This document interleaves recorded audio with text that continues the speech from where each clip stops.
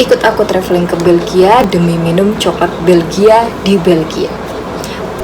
Traveling part ini nggak semulus dugaan, ada beberapa drama yang lumayan bikin deg-degan.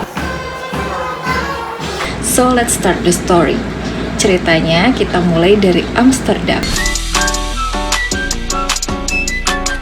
Hari ini kami akan naik bus dari Amsterdam ke Brussels, Belgia. Busnya berangkat jam 8 malam. Jadi kami masih punya waktu untuk jalan-jalan di sekitaran Amsterdam. Kami nyobain makan di salah satu kedai vegan yang ada di Amsterdam. Tempatnya itu kecil, paling cuma muat maksimal 10 orang lah untuk duduk di dalam.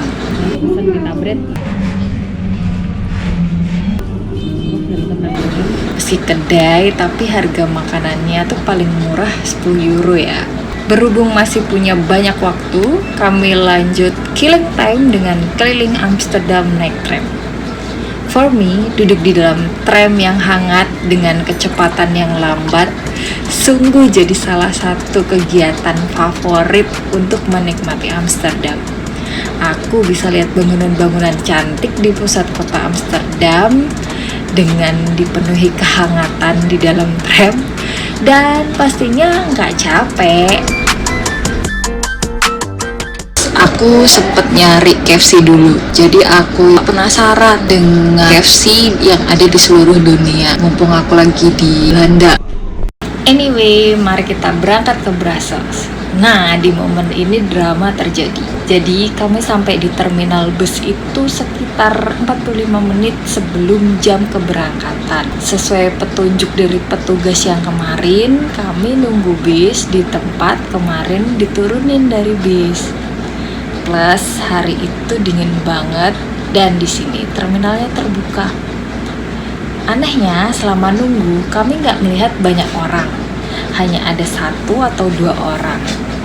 Kami udah tanya-tanya nih dari orang-orang yang kami temui di spot kami nunggu, tapi nggak ada jawaban yang memuaskan. Bahkan kami udah ketemu tuh sama satu petugas BlaBlaCar, tapi si petugas ya kasih jawaban yang jelas. Bis yang dia bawa bukan bis aku, katanya ya udah nunggu aja di situ gitu kan. Makin mendekati jam berangkat aku makin curiga, feelingku nggak enak. Jadi aku pergi pokoknya cari orang. Ketemu deh 1 orang, dia bilang, kamu tuh nunggunya nggak di sini, ini tempat orang turun, kalau yang naik ada di sisi yang sebelah sana gitu. Yang mana? Itu di ujung sana. Dia bilang di ujung, aku udah panik. Jadi aku lari-lari itu di situ mana ada tangga. Jadi stasiunnya itu kan di lantai 2. Jadi aku harus naik, lari. Terus waktu ujung, lah mana kok nggak ada apa-apa.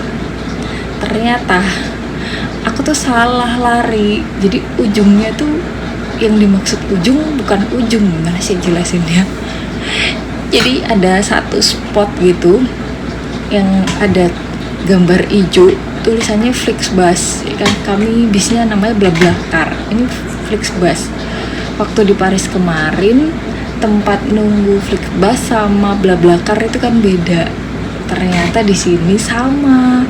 Dan pas mendekat ke situ aku baru lihat ada tulisan BlaBlaCar juga, tapi kecil banget, sedang yang Flixbusnya tuh gede banget. Terus pas banget pas aku nyampe situ pas bisnya datang, jadi thank God akhirnya. Nah, di Brussels ini ada drama lagi. Jadi kami sampai di Brussels itu sekitar jam 1 pagi. Aku sudah booking di booking.com private room. Pas nyampe depan gedungnya tuh sepi, nggak ada siapapun. Aku pencet bel nggak bisa, aku telepon nggak bisa. Terus aku cek email, ternyata dia tuh udah kirim email tapi pakai bahasa planet.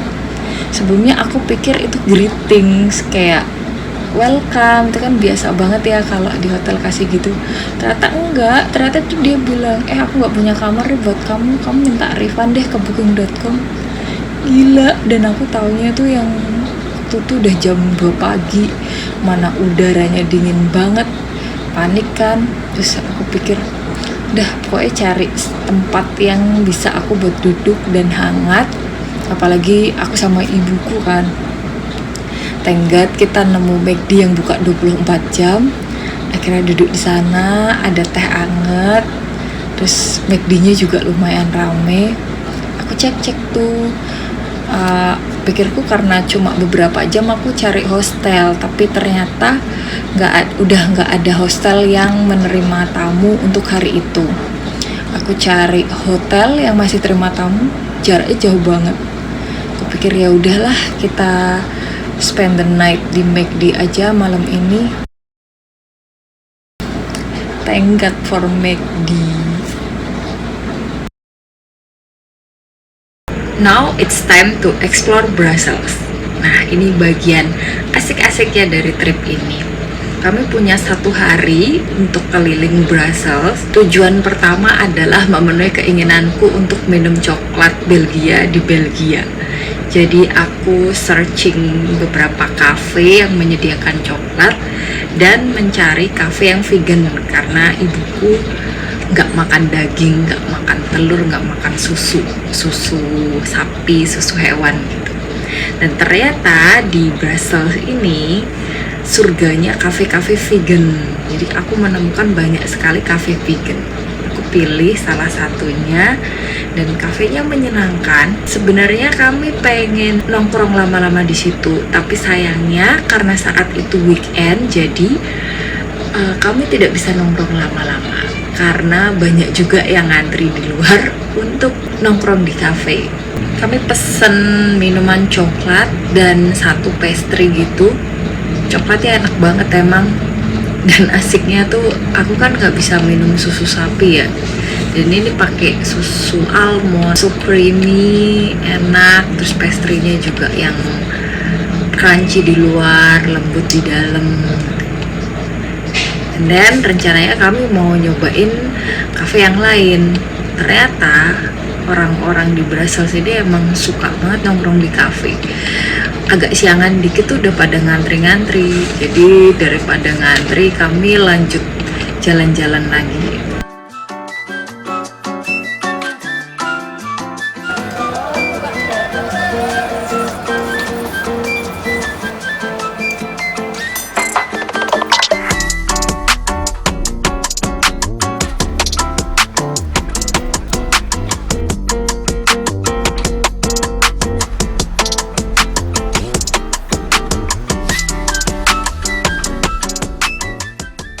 Salah satu keinginanku jalan-jalan di Brussels adalah cari mural-mural di sepanjang kota.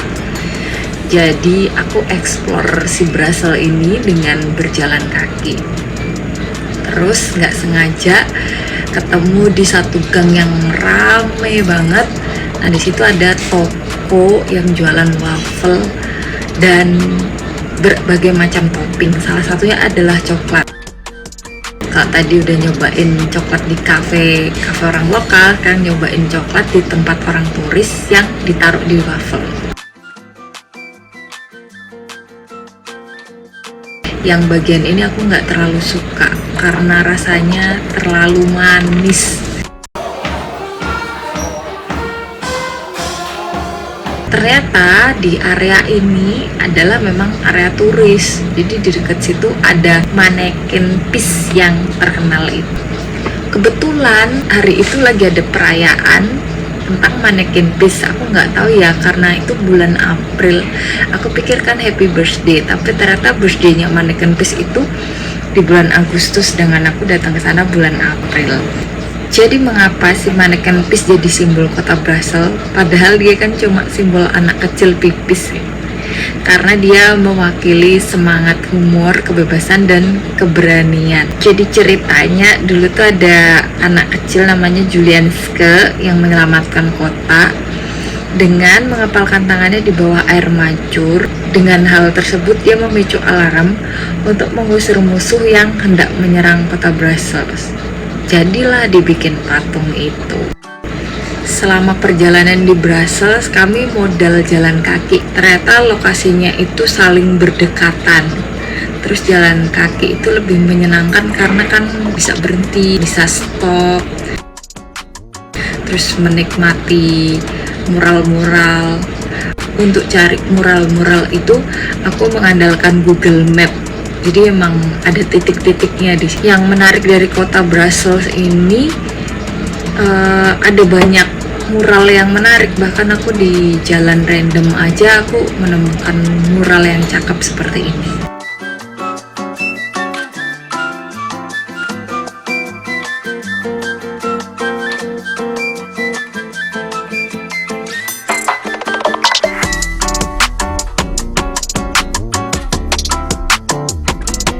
Yang paling terkenal jelas mural Tintin ya, karena Tintin ini karakter komik yang sangat populer yang diciptakan oleh kartunis Belgia namanya Herk.